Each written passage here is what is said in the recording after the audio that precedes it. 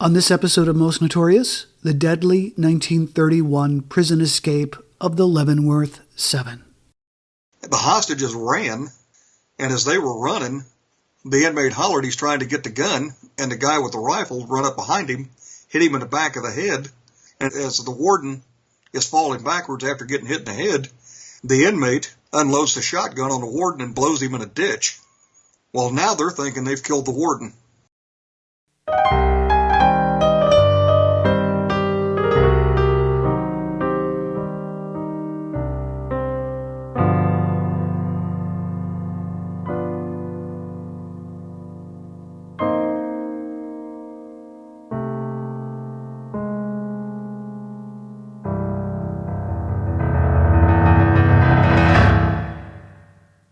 Hello everyone, welcome to another episode of the Most Notorious podcast.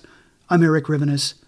A quick reminder, if you want to hear the show ad-free, go to patreon.com/mostnotorious and become a patron. So many of you might remember my fairly recent interview with David Gran, who talked about the Osage murders. He also talked pretty extensively about Tom White, who not only helped solve the murders, but later in life took a job as warden at Leavenworth Prison, and during a pretty intense prison escape, he was wounded. This is that story, along with some fascinating history of one of the most storied prisons in American history, Leavenworth Penitentiary. So great to have as my guest today, Kenneth LaMaster. He is a retired correctional professional who worked at the United States Disciplinary Barracks at Fort Leavenworth, the Kansas Penitentiary, and the United States Penitentiary in Leavenworth. He's written numerous books and provided technical advisory work for television and documentaries. And he's here today to talk about his book called Leavenworth Seven, The Deadly 1931 Prison Break.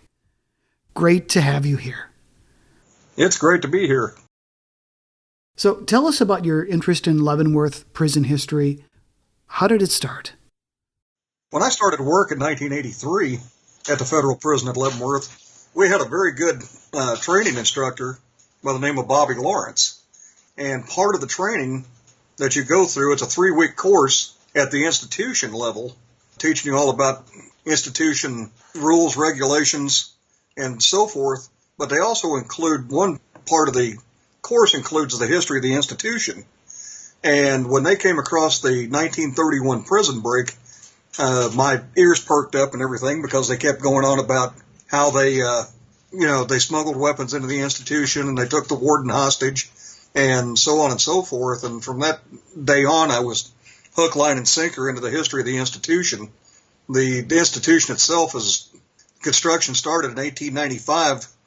And it's one of the most storied institutions in the United States. Everybody, when you start talking about the Bureau of Prisons, everybody knows about Alcatraz. But before Alcatraz, there was Leavenworth, and we were the home of the baddest of the bad and the worst of the worst. So its storied history is just unbelievable when you start really digging into it. And I've found over 30 books that are dedicated to the history of the institution in one form or another, where it's mentioned former inmates, former staff, and so on and so forth. And it's amazing. It really is to see how this institution started, how it progressed over the years, and actually how it was before its time in a lot of correctional techniques. A lot of things that most institutions use in their daily routines now all derived from the federal prison at Leavenworth. Interesting. I know that before Robert Stroud was the Birdman of Alcatraz, he was the Birdman of Leavenworth, right? He was actually the Birdman of Leavenworth. When he got to Alcatraz, he had no aviary at Alcatraz whatsoever. He was just in a cell by himself in the hospital wing, because really, truly, when you start digging into that guy's history, you find out that most of the inmates in the institution really didn't care for him. He wasn't the charismatic individual that he's portrayed in the movie as. If they hadn't put him in prison when they did, he would have probably been a legendary serial killer. Wow, crazy. Huh. Yeah, he had no remorse whatsoever over anything that he did. So much of this story you're about to tell happened in 1931. By that year, the prison had existed for 35 or so years. Can you tell us a bit about the history of the prison itself and what life would have been like for an inmate in the early 1930s there? One of the things about institutional life anywhere in the United States in the early 1930s was because of the Mann Act, the Prohibition, and the Depression had placed such a strain on the correctional environment in that era.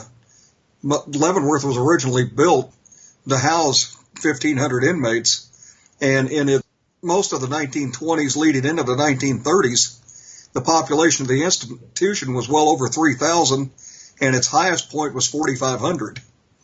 So you had inmates living on top of inmates. You had inmates that were working, say, 9 to 5 during the day. The inmates that were working midnight to 8 overnight in various jobs around the institution were actually sleeping in the cells that were vacant during the day shift. So you had 2 shifts of inmates sleeping in the same cell, and you had inmates sleeping any and everywhere that they could find to sleep.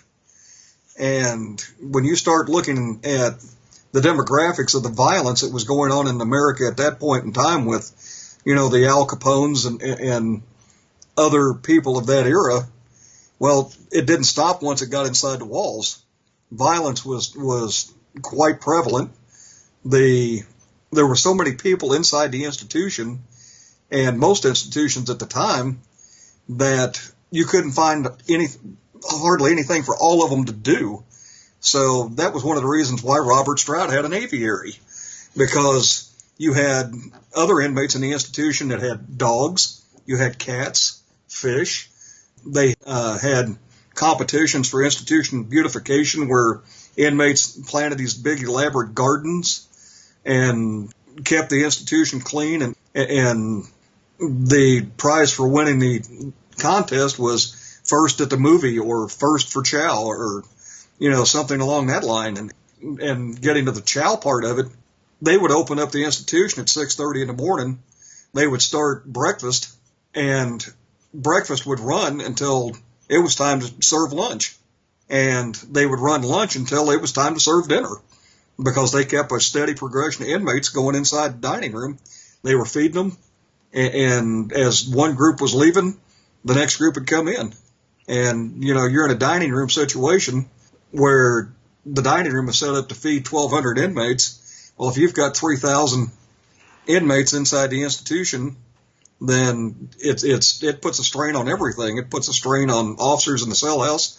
And you got to figure back then, the cell houses, if you've got 1,500, 3,000 inmates in an institution, and you've only got 70 correctional officers, they're kind of outnumbered a little bit there. So it puts a strain on the entire environment of the institution. Plus, you just can't watch everybody at one time and keep a good track on what's going on.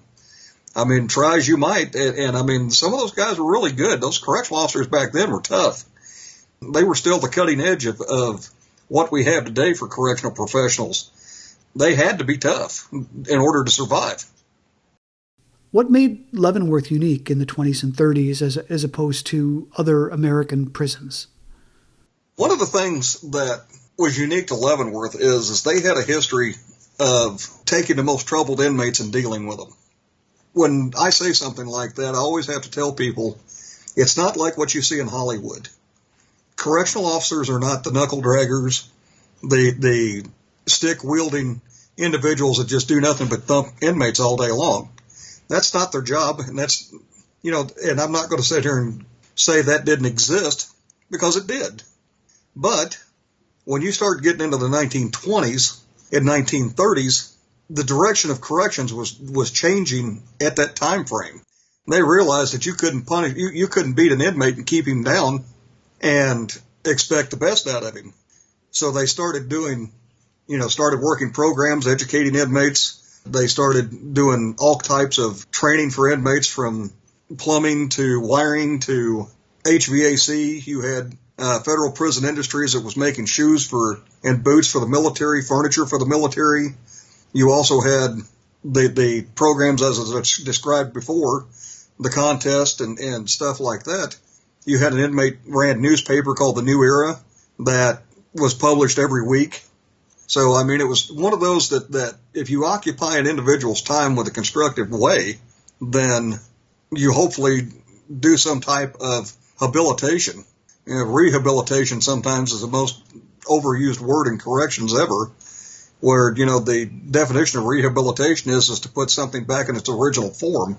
Well, if it's been a criminal ever since it was a toddler, you're not really accomplishing a whole heck of a lot. And there's people that I've come across that they have been criminals the vast majority of their life, starting in early childhood all the way to adulthood. And habilitative measures, you know, you're trying to teach an individual to change over what he's known for the entire existence into a constructive human being. And you know, back then they even had organizations coming in. When Jack Johnson was there in the early 1920s, the famous boxer, he held boxing matches, taught people how to box. He ran a recreational area. You had different speakers that came in to talk to the institution, and you had baseball teams coming in playing against the inmate teams. There's documentation that teams like the Chicago White Sox came in and played an inmate all-star team. So it was all about programming. It was all about trying to teach people. It was trying to teach the basics to get along in life.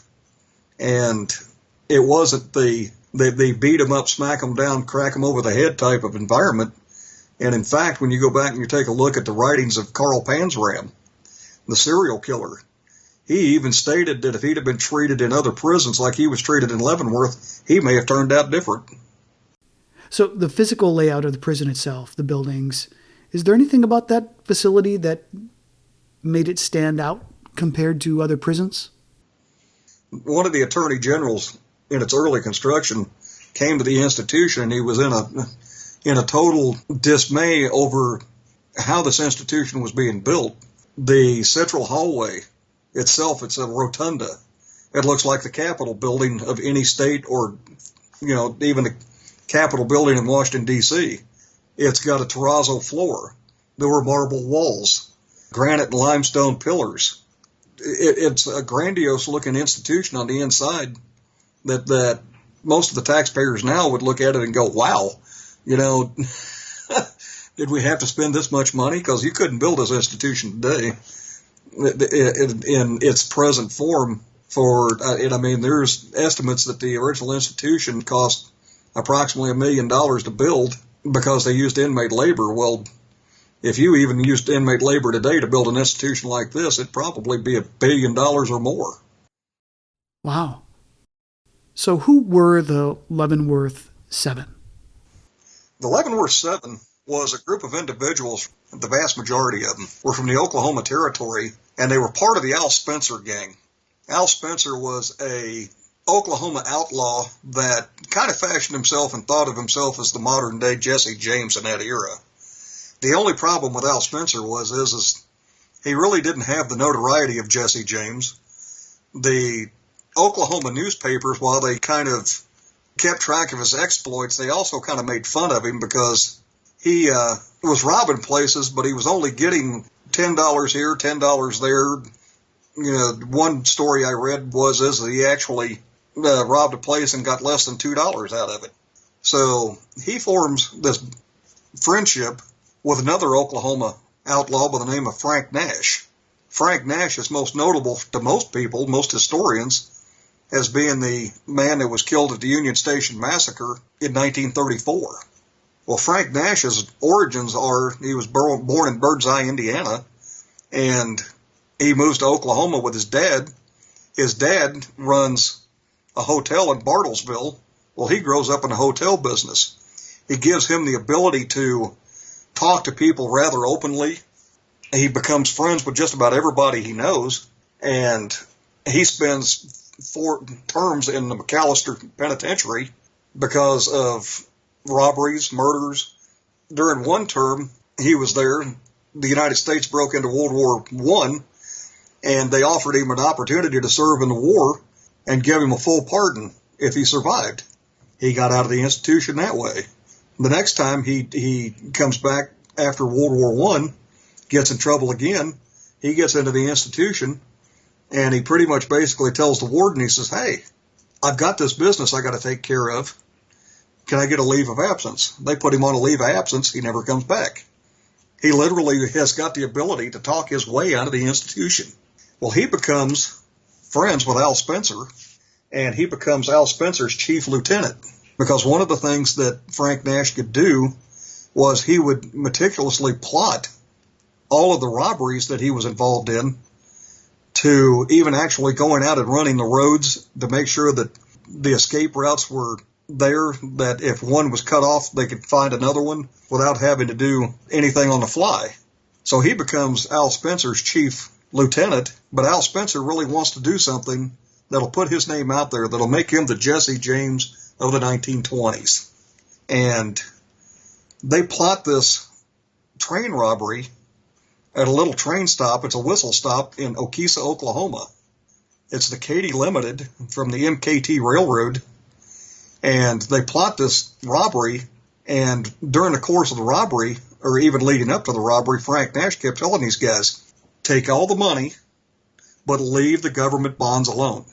We can talk our way out of McAllister, but we can't talk our way out of Leavenworth. So the night of the robbery, they set it up. They get the train to the whistle stop coming out of Bartlesville, Oklahoma. The first whistle stop is Okesa. They stop, let a guy off the train. They board the train, and within minutes, they've already taken over the cab of the train. They've taken over several other areas on the train. They take the, like you've seen in a lot of movies that deal with bank robbery or train robberies, they disengage the cab of the train, the locomotive part from the actual train, so they don't have a way to escape, and it gives them time to get away once the robbery's over with. Well, they get their way into the mail portion of the train, and Al Spencer decides that I'm going to take it all. So he takes the federal bonds. Now it becomes a federal case. Well, over the next course of the next couple of days, that's being investigated from everybody from U.S. Marshals to local law enforcement, and they start picking these guys up. Well, Al Spencer, just so everybody knows that he is the legend that he wants to be, had actually started telling people, hey, you know what? We're going to pull this train robbery off in the Okesa whistle stop. And the morning after the train robbery, the hillside was literally littered with cigarette butts and remnants of people that had actually sat on the hillside adjacent to the robbery to watch it. And all of these people start coming forward saying, yeah, hey, Al Spencer's the guy that pulled us off. So they start picking up all of Al Spencer's crew, and they send them all to Leavenworth, Frank Nash included. Nash had actually escaped across the border into Mexico and married a woman there, and had them backdate the marriage certificate to give him an alibi. Well, Nash was the last one captured, and they finally talked him across the Rio Grande, where they got him. U.S. Marshals picked him up and sent him to Leavenworth. Well, once Nash gets to Leavenworth, he's starting to talk. He starts talking to people and, becomes this model inmate. In the meantime, right after the robbery, Al Spencer's shot dead, and they find a lot of the bonds, so that's evidence against them. Nash gets to Leavenworth, and he starts talking to everybody, and he sort of gets in with one of the deputy wardens. He's moved from the regular kitchen facility to the hospital kitchen, where he becomes the main hospital cook, because that was part of his growing up in a hotel. He was a cook.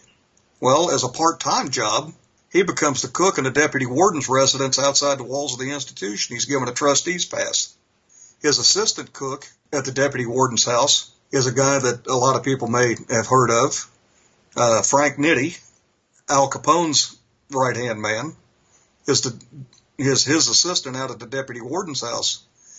Well, one afternoon, after everything's done inside the institution, he walks to the front gate with his trustee's pass, tells the guard at the gate, I've got a dinner to cook for the deputy warden. They let him out around 4 o'clock, and it's getting on to about 9 o'clock, and they call the deputy warden's residence and say, hey, Frank Nash is needed back over here before 10 o'clock because of the 10 o'clock count. And the deputy warden tells them at that point in time, Frank Nash hadn't been here all night. So he literally just walked out the front door of the institution on a trustee's pass. And it's kind of one of those things that wasn't really an uncommon thing at that point in time. You had a warden by the name of W.I. Biddle, who was pretty much basically a local state representative's campaign manager. And for being a good campaign manager and getting his man elected 7 straight times to the House of Representatives, he winds up, with a politically based job as the warden at Leavenworth. And while there were some good things he did, there were some things that were kind of sketchy, kind of not on the up and up. So they opened up an investigation on Leavenworth after they had come across the Atlanta prison debacle, where Warden Sartain actually wound up spending time in his own prison down in Atlanta because he was on the take. He was being paid by gangsters that were sentenced to Atlanta. They were actually sleeping downtown in hotels, throwing big elaborate parties, providing the warden with money and showgirls for companionship. And that all finally got broke up, and the warden went to prison. It kind of gives you a profile of the 1920s that it's just kind of a rough and tumble time in our history, not only for the gangsters that are running around out on the communities and across the country, but it's also a hard time for correctional people inside the institutions. When the average correctional officer is making $1,700 a year, and you've got a gangster, hey, I'll give you $10,000 if you help me get out of the institution. Well, $10,000, it goes a long way in the 1920s, particularly during the Depression. Yeah, absolutely. So what happened next to Frank Nash? Well, Nash actually gets out of prison, and he hooks up with different individuals. He hooks up with Machine Gun Kelly. He hooks up with the Mall Barker gang, pulls off robberies for them, and is masterminding robberies for them. He pretty much basically hired himself out to help people determine escape routes and set up robberies all over the United States. And he actually is out from, I think it's 1928 till 1934, when they were returning him back to the facility when he got killed at Union Station. Well, before he leaves, they had put into motion this escape plan that would ultimately take 5 years to pull off. And they had Machine Gun Kelly being the middle-class individual that was sort of quasi-college educated. He didn't make much out of college. I think he was only in college like 1 year. He's inside the institution on a charge of introducing alcohol to an Indian reservation, and they got him working in the records room. Well, he is the guy that they actually find out. They let Machine Gun Kelly out for good behavior after 2 years, and once he's gone, they find out that he was the guy that was dummying the trustees' passes, and the deputy warden that was signing them was blindsiding and signing them. So you had not only Nash walk out of the institution, but you had 2 individuals by the name of Thomas James Holden and Francis Keating, who had been sent to Leavenworth for robbing the Grand Trunk Railroad mail car of $135,000 in Illinois, and they had actually got away with it for 2 years.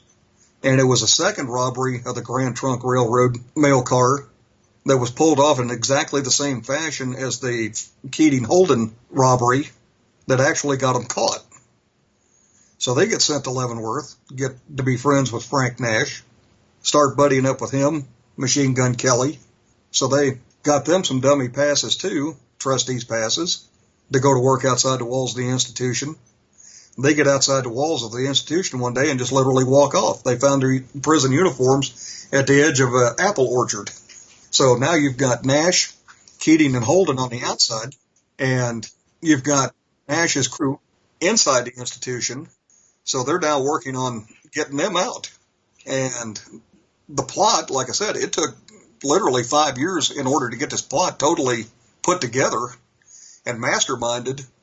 And, when you've got 3,500 inmates, 4,000 inmates inside an institution, and you can't keep track of them, it's pretty interesting how they pulled us off, given the fact that it took them 5 years to actually get everything put together so it would work. So why did the planning take so long? Like a lot of other things that go inside the institutions, the inmates had originally started the plan, started having doubts about other inmates, so they cut them out of the escape plan, added new inmates along the line, plus they had a correctional officer that they were paying $1 a letter, either in or out, to go out of the institution, and the planning stages took forever because they were trying to find a way to get weapons smuggled inside the institution, and once they finally figured it out, it was going through the game plan of figuring out where do they buy the items that we need in order to smuggle the weapons inside the institution inside of those. Once they figured that out, they had to figure out where they were going to buy the guns. They bought the guns and, put it all into motion and sent it inside the institution. And once it was in the institution, the escape was on in 3 days. The escape happens on December 11th, 1931. Yep.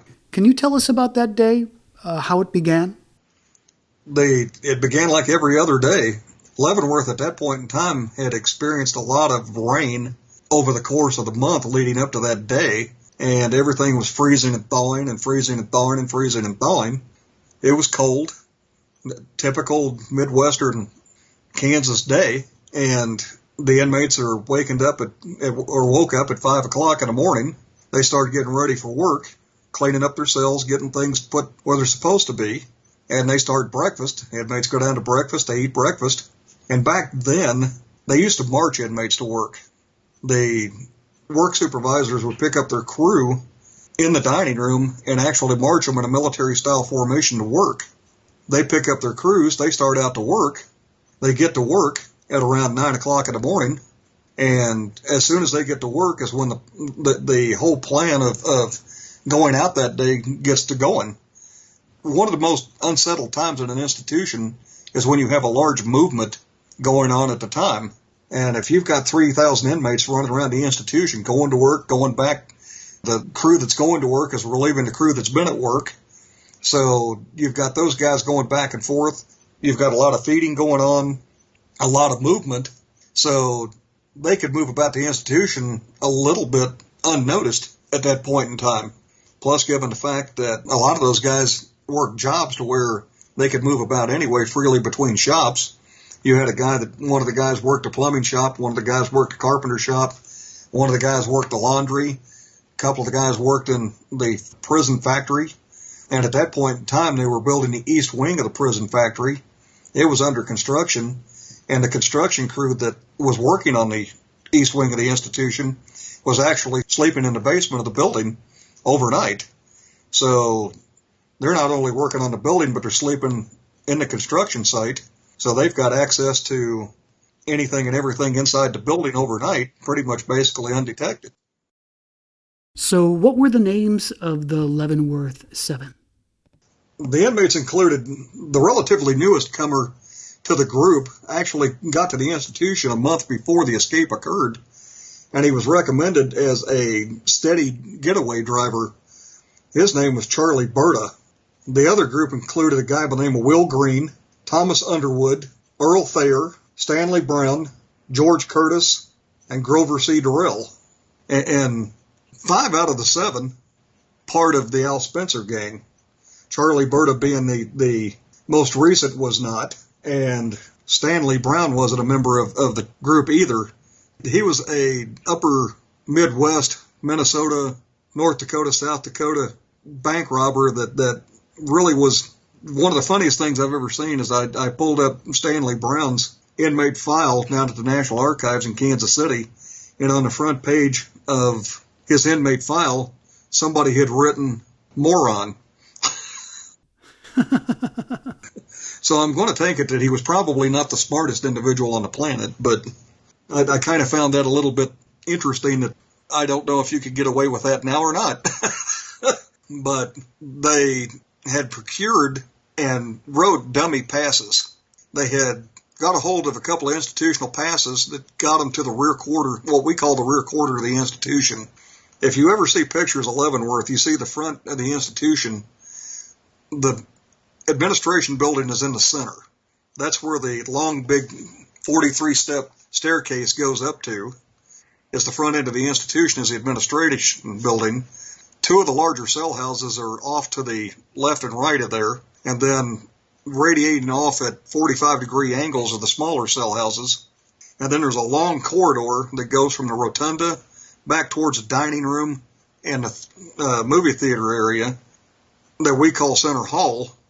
And then the rear corridor is the actual corridor area that you can go into the dining room, you can go into the theater, you can go to the west side of the institution through an open door, or you can go through the east door to the east side of the institution, and you have an officer stationed there that operates the doors going to that area. And he had actually been stationed there in 1931, and gates put up there.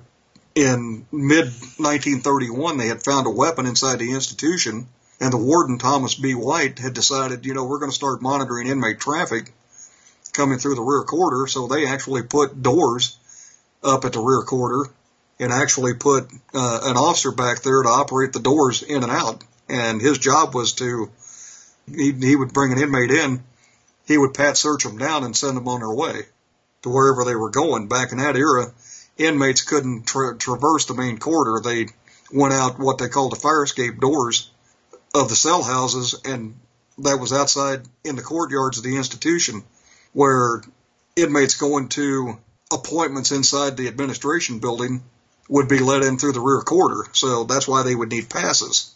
Well, two of the inmates walk up to the rear corridor officer with the fake passes, give them to the officer. The officer lets them inside the rear corridor. As soon as he opens the door, Grover C. Durrell pushes a pistol in his side and tells him to back up or I'll shoot you. Well, the other inmate has got a weapon with him. Here comes the other 5 inmates. They have got weapons to include 6 pistols, a 30-06 rifle, 17 sticks of dynamite, over 100 blasting caps, over 100 feet of blasting cord, and they've got about 100 rounds of ammunition for each weapon. And they also have a 16-gauge, what they call a burglar shotgun. And I looked up what a burglar shotgun was because I'd never seen or heard of never seen a picture of one. And they were actually they were designed for truck drivers because a lot of truck hijackings were going on back in that era. So they designed a shotgun that is a double-barrel shotgun. It's a breech loader that has a pistol grip handle on the back, and the barrels are probably from the breech to the end of the barrel is probably 10 inches. It's a close-quarter weapon that they also have in their possession. Well, they take the officer hostage at the rear corridor and march him up the main hallway. They get him up to the warden's office entrance, and every day, Warden Thomas B. White at 9 o'clock would have meetings with inmates.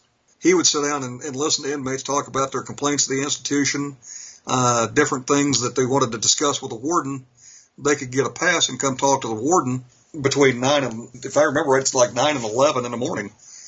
Well, that particular morning, the inmate that is sitting talking to the warden is Fred Barker, Maul Barker's boy.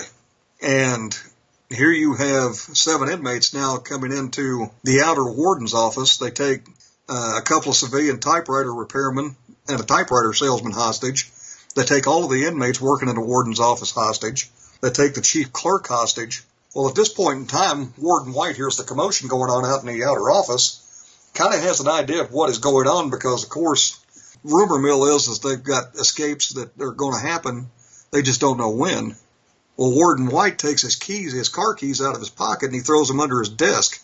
The inmates come into the warden's office with guns and order him and Fred Barker out into the front end of the warden's office. They start forming up, getting everybody there. They had a total of 11 hostages. They march to the front gate of the institution. The officer by the name of Dempsey is standing there. He's an older officer, has been with the institution for quite some time. One of the inmates tells him, open the front gate. Dempsey tells him there's only one man in the institution that could order me to open this front gate, and that's the warden. Stanley Brown, being the individual that he is, steps up with a stick of dynamite, lights a match, and he says, "You don't open that front gate, I'll blow us all to hell." Dempsey looks at the inmate standing there, all of the hostages, and he tells the inmate to his face, he says, "Well, I'm an old man. I've lived a long life. I guess we'll see each other in hell." And the warden, realizing that, hey, if they blow up the front end of the institution, this could lead to a bigger escape. So he walks up front and he tells him, he says, "Look, just go ahead and open the door. Let's go the safe route." So they start out the front door of the institution. They get out the front door, they take Dempsey, so now they have 12 hostages.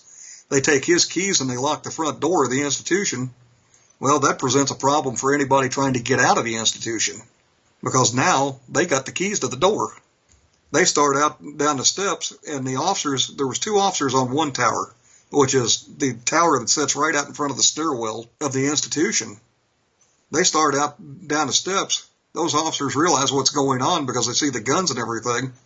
They pull off, one of them jumps up and pulls the tarp off of a 1917 Browning belt-fed machine gun, and the other one takes up a rifle, and the warden again steps up and says, "Hey, let's stop and think about this. Nobody's got hurt up to this point. Let's let it play out." They get down to the bottom of the stairs. The inmates, the 7 inmates, kick 11 of the hostages loose, and they grab the warden and they start across the grounds of the institution towards the warden's residence, which is right out front on the east side of the front lawn. They're running across the property, and as they're running across the property, the armory officer opens up fire on the escapees, and the escapees actually, one of them stops and tells him, "I got this, go ahead." Well, once again, White, being the calm, cool, and collected individual he was, realizing that, there's houses across the street, there's people walking up and down the sidewalks out front of the institution, shooting guns is probably not where we want to be. So he gets them to stop. They get to the warden's house. The warden's wife, Bessie, realizes what is going on. The inmate chauffeur is inside, working as a butler inside the warden's house. They all pile in the warden's Buick, which was a huge car at the time, and ask the warden, where's your keys? "Well, they're in my office." Well, this is where the escape starts going downhill from the word go. They pile out of the warden's car, grab him, and they start out towards the road that runs in front of the institution is Metropolitan Avenue. They start running out towards Metropolitan Avenue to a bus stop. And as soon as they start running out towards the bus stop, a bus stops in front of the institution and is unloading and loading passengers. Well, their first thought is, hey, we're going to commandeer a bus. They're running out towards the road when they notice that a car is traveling from the west going east. They decide, well, we're going to take this car. So they jump the car out in front of the institution, which is loaded with buffalo soldiers coming back from a rabbit hunt. At gunpoint, they force all these soldiers out of the front seat out of the car, and now they've got a car. Now they have more weapons and ammo because they had guns in the car. They spin the car around and start heading west. Well, Charlie Bird is at the wheel. He turns around and looks at the warden and says, "Hey, what's the fastest way out of here?" And the warden told him, said, "If you follow the road to the right, you'll be in Atchison, Kansas in about 20-30 minutes. You can go across the bridge into Missouri, be on the back roads, and gone before we get anything organized." And Charlie Berta, being, the smart individual he was, decided that the warden was lying. So instead of taking the road to the right, he took the road to the left. Well, when he took the road to the left, he went from a paved road to a mud road. Well, given all of the freezing and thawing and the rain and everything that had gone on for the previous month, he slides the car off the road into a ditch. So now they have to abandon this car because they've literally turned it over in the ditch. They're out of the car, running up the road, and by this time the powerhouse whistle is going off, telling everybody that there's an escape going on. The officers that are not on duty are now, once the powerhouse whistle goes off, that tells you that something's going on at the institution. You need to get to the institution immediately. They see a car coming up the road, and it's an officer reporting to the institution. They overtake his car, throw him out of the car. Well, there's 7 inmates, 1 warden. There's enough room for 5 people in the car. So they get the car loaded down, and the rest of them are riding the running boards on the side of the car. They turn the car around, head out towards a county road, and it's all muddy. The car's dragging the ground as it's going because it's sinking into the mud. It's not making any type of speed whatsoever. Well, as they get out this county road, they come up to an old one-room schoolhouse. It's called the Possum Hollow School locally, and they decide that they're going to take the teacher's car sitting out front. 2 of them run into the schoolhouse. Well, all of a sudden, you got a whole school full of kids. They're terrorized and crying, screaming. They tell them all to shut up and sit down. They ain't going to hurt them. The teacher's at the head of the class. One of them runs up to the desk, grabs her purse. Give me the keys to that car. The teacher looks at him and says, give me my purse back. Well, for a couple of minutes, they're arguing over keys and purses. And finally, the inmate that was handling this purse tells her, says, look, you give me the keys to the car, I'll give you your purse. So they come to a agreement on the barter system, I guess. They get the keys to the car, go out the front door of the schoolhouse. Half of them jump in the teacher's car, put the key in the ignition. The car won't start. Well, the teacher failed to tell them that she had been having ignition problems with the car and had had a button installed underneath the dash to make it a push button start. So now they're scared to death that they're going to get caught. Posses are starting to form and people are starting to trail them. So they jump out of that car, jump back into the officer's car, make tracks down the road. Well, they get about 3 miles down the road, and what they think is a road is actually the back road to a farmhouse. They turn onto this road, and they immediately bury the car all the way up to the axles and comes to a screaming stop. And once they get it to a screaming stop, they all abandon the car, start running to the closest farmhouse, and there you have Rose Hass and her family. She's home from school because she had her appendix taken out a couple of weeks prior to that. Her brother and younger sister are in the house, along with her father, and the inmates get into the house and start tearing up the house looking for a phone. And they're trying to tell them, look, we don't have a phone. Well, where's your car? We don't have a car. We're just a poor farm family living out here in the sticks. We don't have any of that.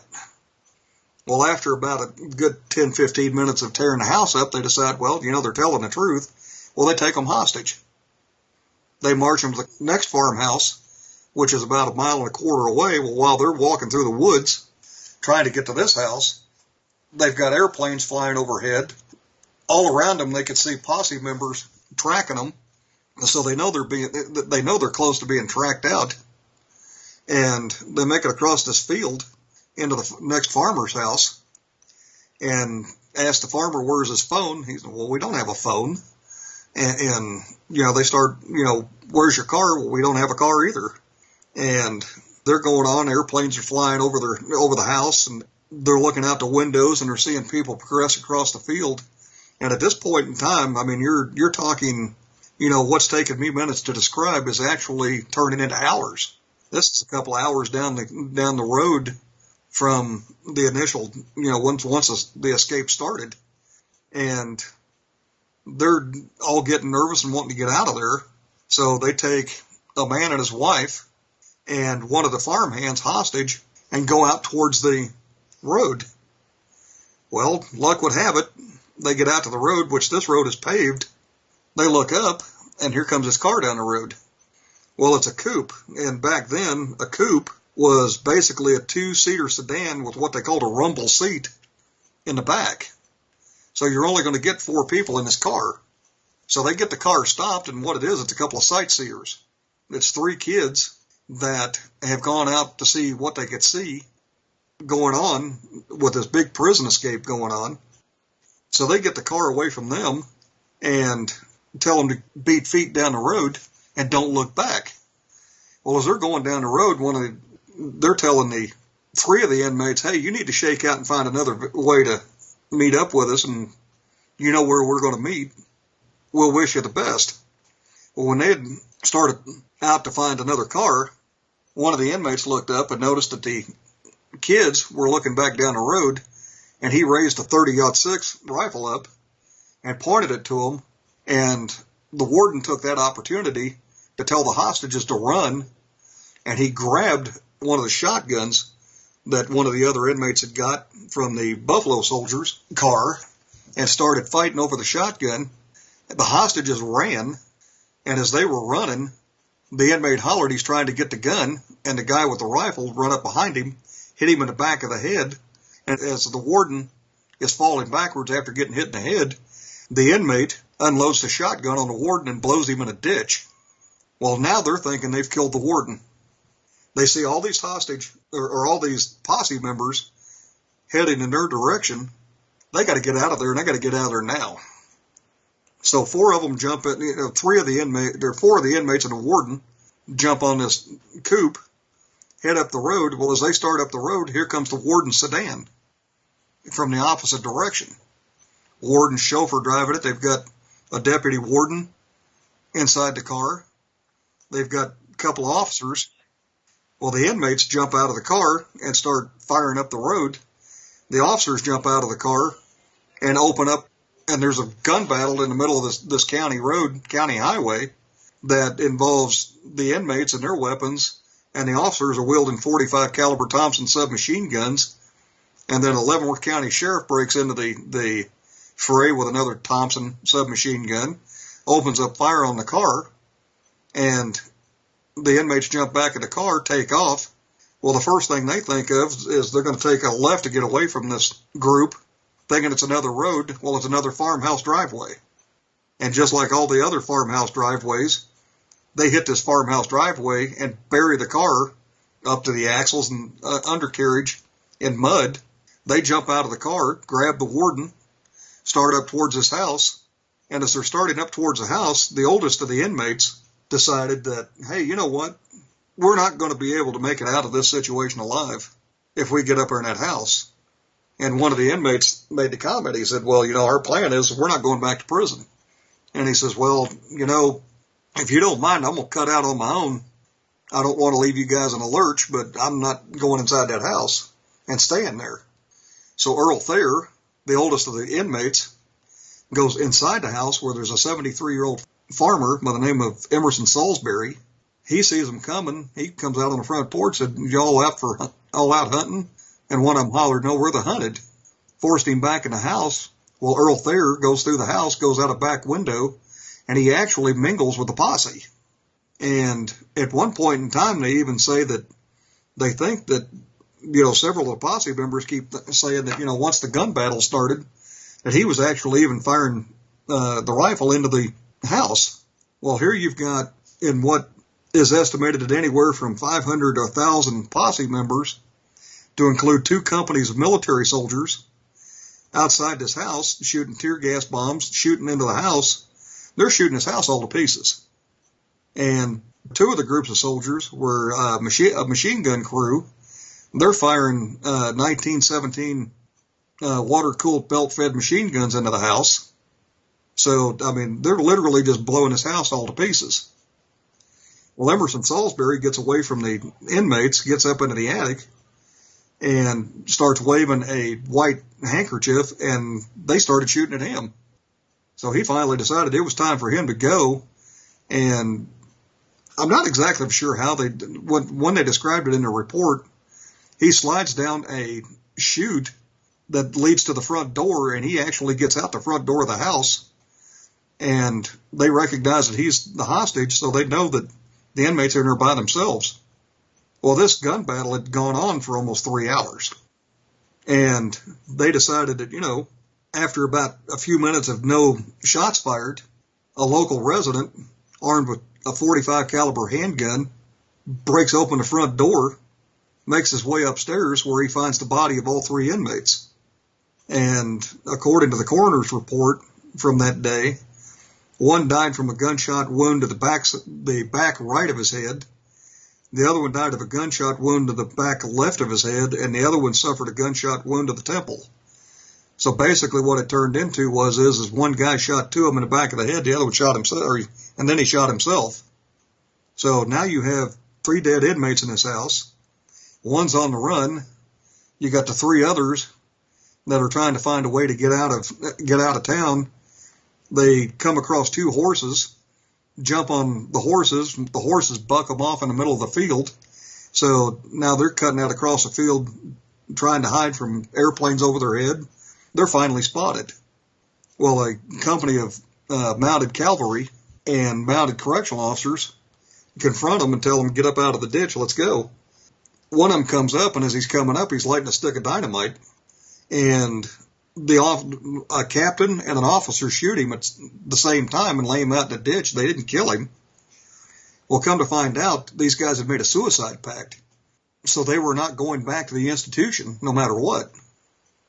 Well, they got the inmates up out of the ditch. They made them bring the guy up that they shot, drug him out of the ditch, and they actually made him walk all the way back to the institution to include the guy that was shot. So they get back to the institution, get them into the lockup area, the segregation area is what we call it now.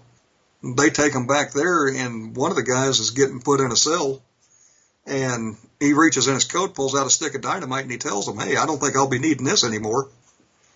And I mean, it was, now you've got 3 that are captured, 3 that are dead, and 1 still on the loose. Well, if you've ever seen and read the story of Bonnie and Clyde, after the shooting of Bonnie and Clyde, the mass hysteria that was going on in the town, people trying to cut off Clyde's trigger finger, they were grabbing pieces of Bonnie Parker's hair and pulling it out of her head and just trying to take any type of souvenir that they could.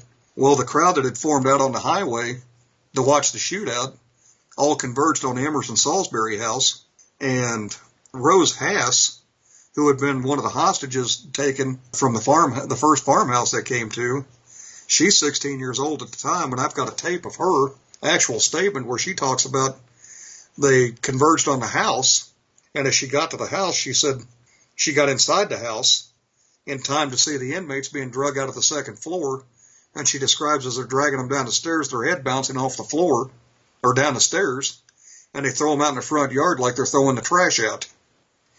And the onlookers start literally, if it's not bad enough your house has done been shot up by 500 to 1,000 people, now you've got onlookers and sightseers that are upstairs dipping their handkerchiefs in the inmates' blood. They're starting to tear pieces of the furniture apart and walk out of the house with, stuff with bullet holes in it and stuff like that. It was just, back then there wasn't a such thing as CSI, and they didn't cordon off the area. Just any person could just walk through the area. Wow, nuts. Were there adjustments made at the prison after the escape? Oh yeah, the whole demographics of that system changed. They put up 2 additional grills around the Warden's Administration building. Now inmates don't have access to anything from the front end of the institution at all. They built a control center inside the institution, which is enclosed. The officer can work in a secure area without having to. Back when White was taken hostage, they had guys that operated the front gate and an inner gate. There was only 2 gates there, and they would open the doors. They would open one door, lock it. Once you came in, go unlock the other one, let you in, etc., back and forth all day. Well, that changed. They went to electric slide. They went to doors to where there was 3 gates instead of 2. One of the most principal things that they did is the Bureau adopted a policy that if you're taken hostage, you lose all authority whatsoever. It doesn't matter whether you're the newest correctional officer, all the way up to the warden, deputy wardens. If the regional administrator or bureau chief was there, they have no authority. They can't tell you to open the doors. They can't, give orders. They can't do anything. And one of the standing orders inside the institution is if somebody approaches the 3rd grill demanding out with a hostage, if you don't think you can take the situation of standing here watching that whole thing develop, if you think you just can't stand there without, becoming sympathetic to the hostage, then what your order is to walk away. Walk to the back end of the control center where you can't see it. But under no circumstances are you to open any doors to facilitate an escape. So how about you? In your time in corrections, did you ever meet any notorious criminals? I've met a few. One of the first inmates that I ever encountered at the federal prison at Leavenworth was Russell Buffalino. And being a young correctional officer, I'm sitting inside a cell house one day getting ready to break the unit out for lunch. And Mr. Buffalino and several of his cronies are standing there about the front end of the cell house waiting to be opened up. And Buffalino's kind of standing there, and I'm looking at him, and he's looking at me, and I asked him, I said, so, Mr. Buffalino, what did you do with Jimmy Hoffa? Well, all of a sudden, his cronies pop up, and they're like, oh, my God, you can't ask the old man that.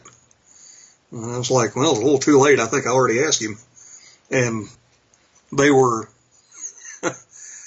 all standing there, and Buffalino didn't flinch. Well, they tell me to send a unit to chow. I open up the door, and as I'm standing there by the door, Buffalino walks past me, grabs me by the arm, and jerks me over to him. And he leans in and he sits there and he says, we cremated that son of a bitch alive, and turned around and walked out the door. Holy crumbs. Well, I said, mystery solved. Right. And then for the longest time, and I'm sure a lot of your followers and stuff have seen the movie Point Break, the part that's played by Patrick Swayze in the movie depicts a individual by the name of Paddy Mitchell. He was a Canadian bank robber. That he was born in Canada, but he robbed banks in the United States. It's his crew that they depict in the movie. And Paddy Mitchell worked for me as a clerk inside the institution and talked about his exploits and how he escaped several times from federal prison and everything, and talked about, he said the movie Point Break was kind of great entertainment and kind of followed the story a little bit well, but that's when he decided to write his own memoirs, and it's out there for sale. He's dead now. He died of cancer in Springfield. But another one of the more infamous people that I've met was John Stamfa. John Stamfa worked for me for probably a good 7 years, and we'd often converse and talk and stuff, and he'd tell the inmates different things and leave it alone, do what you're supposed to do. The mafia has their own way of doing things, and we had a little bit of a difficulty with an inmate one night inside where we were working, and he turned around and looked at me, and I mean, John Stamfa is Sicilian through and through, turns around and looks at me in his little Sicilian brogue and makes the comment, he says, 122 caliber round behind the right ear solves a lot of problems. And I'm like, I bet it does. And I mean, I ran across Christian David, who was one of the masterminds in the French Connection. Of course, Leonard Peltier was there. He's nothing like the media portrays him to be. He's more self-absorbed in the legend of Leonard Peltier than he is anything else. Randy Lanier, the race car driver turned drug smuggler. Yori Call, the son of Gordon Call, who killed the two U.S. Marshals in North Dakota, I believe it was, as part of the Posse Comitatus group up there. So, I mean, yeah, we've had our fair share of individuals. Rene Verdugo was the guy that the Drug Enforcement Agency kidnapped in Guadalajara, Mexico, and threw him underneath the fence at the border. And he was tried for the murder of DEA agent Kiki Camarena. He was there. And I mean, then you're just regular, all of the hierarchy of the Aryan Brotherhood, several members of the hierarchy of the Nation of Islam. They were all there. They were all part of our gated community, I guess you could say. Did you ever feel in serious danger at any point in your career? There were a couple of times that I really kind of thought to myself, what did I get myself into? And right out of the chute, when I first became a correctional specialist at the U.S. military prison at Fort Leavenworth, I had an inmate by the name of McCrae jump up in a dining room one morning, and through our exchange together, he wound up stabbing me. Ugh. I was kind of like thinking to myself, that's kind of an interesting way to start a career. and I went on to from there to the Kansas State Penitentiary, and I worked for the Kansas State Penitentiary for a little over a year, and I had an interview with a federal prison prior to going to work for the Kansas State Penitentiary, and during the course of the interview, they said, well, we would hire you immediately, but this is what we want you to do.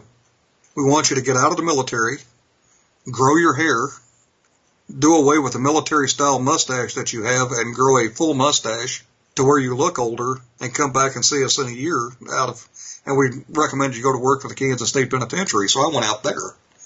Well, I'm in the dining room one day, and I'm standing probably 10, 15 feet away from the shift captain, and I look up, and it's July. And I mean, if you've been in the Midwest in July, it could be a bit steamy here. And I look up, and here comes this guy walking into the dining room with a winter coat on. Well, the first thing that rolls through my head is there's nothing good comes out of a guy in a winter coat in July. So I reach up and walk over to the captain, and just as soon as I tug on the captain's shoulder, or tug on his shirt sleeve and told him, hey, he turned around, looked, this guy drops most everybody knows what a paper cutter, a manual paper cutter is. It's a board with an arm, cutting arm. He drops the cutting arm out of the sleeve of the coat and comes down on the head of a guy sitting with his back to him in the dining room full of inmates, and literally just comes within inches of totally decapitating the guy. While we're headed in that direction, the inmate that was sitting across from the guy reached over and grabbed his tray and took his food and dumped it on his plate and just tossed the tray back over on the table where the dead guy was sitting. Whoa. Yeah, and probably aside from the stabbing, the most harrowing thing that I've ever endured probably was Thanksgiving Day of '82. We had just opened up the cell houses for Thanksgiving dinner, and I'm standing on the street. The Kansas State Penitentiary, all of the cell houses open up into a street area on the outside. And this guy comes out of a cell house, and I just happen to be looking at this guy. And a guy comes up behind him and stabs this guy in the back. Well, he hits him in the back of the neck. And as he hits him in the back of the neck, he grabs him alongside the neck. And this guy had fashioned a homemade weapon into what would be best described as a prison-made Rambo knife that's serrated on the backside and literally almost decapitates this guy. Well, he's dead before he ever hits the ground, and this guy looks up and he sees me. And he starts towards me with his knife, and I've got locked doors everywhere with not a key to get into anywhere. And I get on the radio and tell him I need assistance. Well, the whole time that this is going on, there's a tower right above the yard. And the tower officer is seeing everything that's going on, knows that this inmate's advancing on me, and he's up there trying to get the windows open. Well, KSP at that time, it was an older institution built in the 1870s, so the windows are sticking. And just out of the blue, I'm concentrating on this guy, and just out of the blue, the officer by the name of Jake Maupin reaches up, can't get the windows open, so he does the next best thing that he can, grabs a shotgun and blows the windows open. And if you don't think that won't break your concentration, the inmate dropped the weapon and took off down the street towards the recreation yard. And Jake reached over, grabbed a Mini 14 and sent a round down range. And about the time he pulled the trigger, the inmate turned the corner onto the recreation yard. And we finally went down and got him off the recreation yard, took him into custody with no further issues. And then I went to the Fed, and I thought I'd had it bad at the state penitentiary on some occasions, and the federal prison at Leavenworth was all it was billed that it was. It was literally a place that rock and rolled on most occasions. Inmates were not afraid to kill each other. Fights were common. We had, between 1983 and 1985, we had like 18 homicides inside the walls of the institution. And, I mean, it was downright wild. And they assaulted several staff when I first started to work there. And the most notable killing that I was involved with was, and I'm sure you've probably either done a show or heard the name, Felix Mitchell. He was the drug lord out of Oakland, California, that was sentenced to Leavenworth.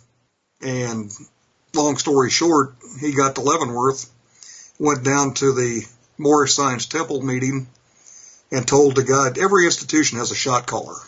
No matter what the hierarchy is in the institution, there's always one guy that, before anything's done in the institution, it's passed through. And it's to make sure that, okay, if the Aryan Brotherhood's going to kill this guy, let's make sure that the Nation of Islam, we're not stepping on their toes. Let's make sure that we're not stepping on these guys' toes. And most of the time they'll tell them, nah, we don't care about that guy. Go ahead and do what you got to do.